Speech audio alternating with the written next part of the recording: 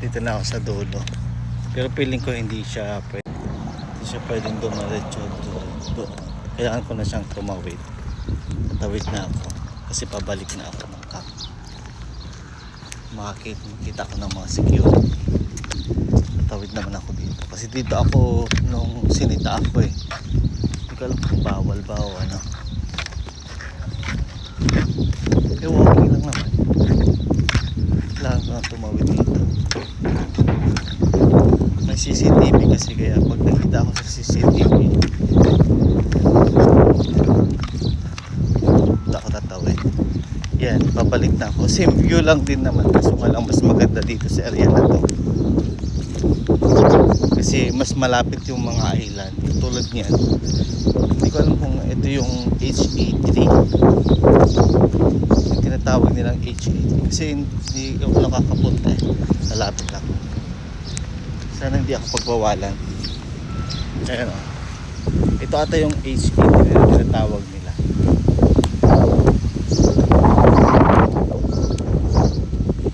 Oh, Shura HA3. Ito ata yun. Ang ganda. Susunod ko yun. Yun o.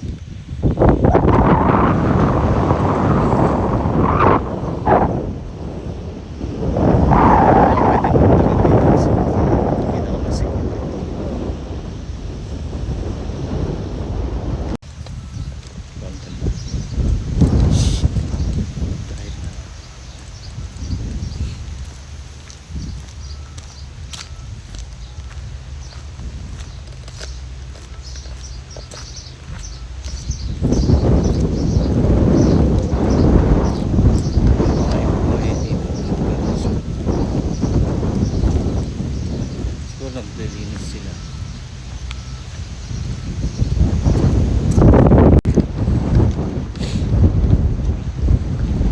Balik tayo dun sa Chismoso kong kitang Pilipinas.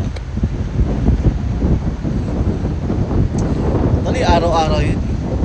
Pag nakikita ko siya, ganoon yung lagi yung matanong niya.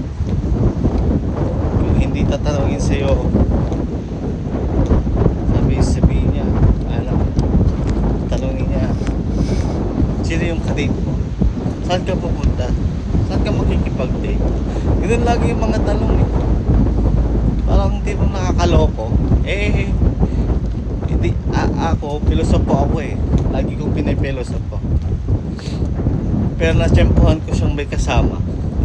Pinilosopo ko, tinapahiya tuloy. Pero yung pagkasabi ko parang joke sa may tinawanan ko siya. Siguro napaisip yung mga kasamahan niya kaya pinagtawanan siya. Tapos narinig ko na sabi ng mga kasama niya, bakit mo kasi tatanungin kung sinong kadate niya? Wala ka namang nakikitang kasama niya. Meron din mga Pilipinang ganun. Actually karamihan dito yung mga chismoso, mga lalaking tao. Pati nga pa nilang Pilipino pinagchichismisan nila.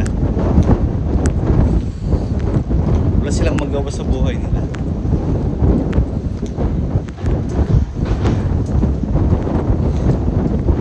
Kahit kayo na nahimik na tao kahit yung wala pang ginagawa, pinag-uusapan na, inuhusgahan na, wala pang ginagawa yung tao.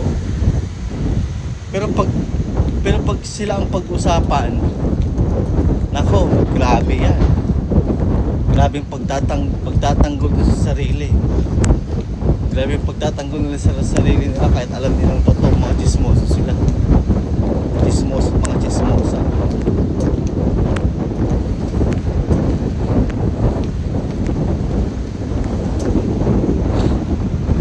Hindi nila alam.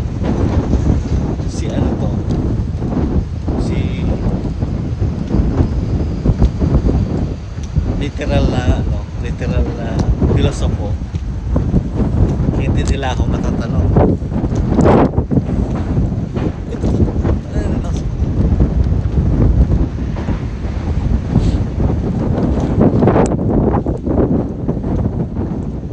Piling ko dito, may nakikita ako mga siguro sisitain nila. Yung pag-ikot ko to ngayon sa hanggang doon sa kabila kailangan kita sa dito. Wala akong nakitang isdang malalaki. Ano ba yan? Nung unang punta ko rito, kasi ano lang to, itong weeks lang ito nagpunta ako rito eh. Hindi kasi ako nagpunta dati kasi natatakot ako kasi baka bawal mo. Sitayin ako ng mga security. Yung mga security, puro Arabic lang yan. Bihira lang yung marunong mag-English ba? Yung nakakaintindi ng English. Nakakaintindi naman ako ng Arabic kasi lang hindi ako marunong magsalita ng Arabic.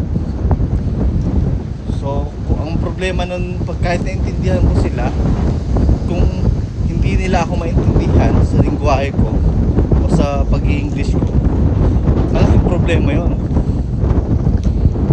Kaya hanggat maaari, umiiwas ako makipag-usap sa kanila kasi ang hirap pagpaliwanag eh. Kahit sabihin mong medyo magaling kang mag-English, medyo may papaliwanag mo yung side mo, pero hindi ka nila maintindihan. So yun yung problema ko. Kaya pag sinabi nilang bawal, bawal na yun sa akin. Hindi na ako pupunta. Hindi ko na pinagpipilitan.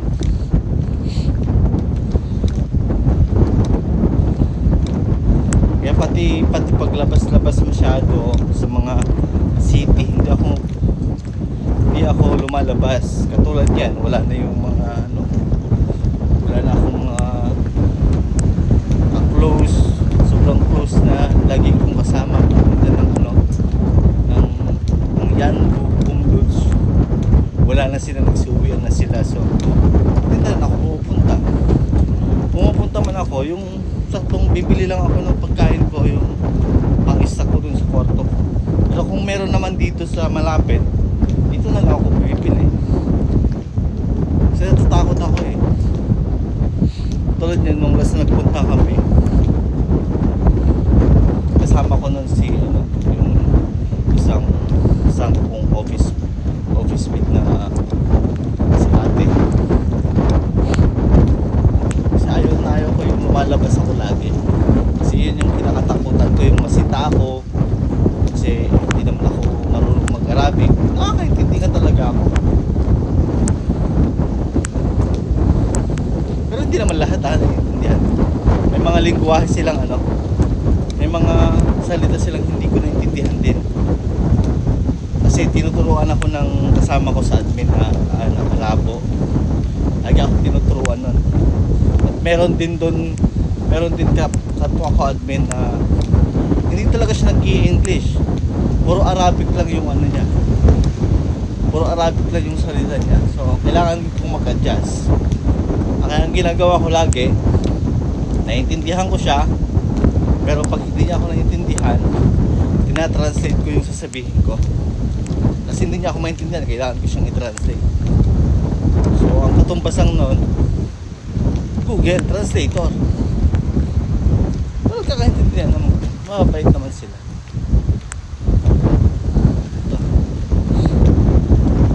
Dito pag naglakad ka, hindi ka pagpapawisan kasi mahangin.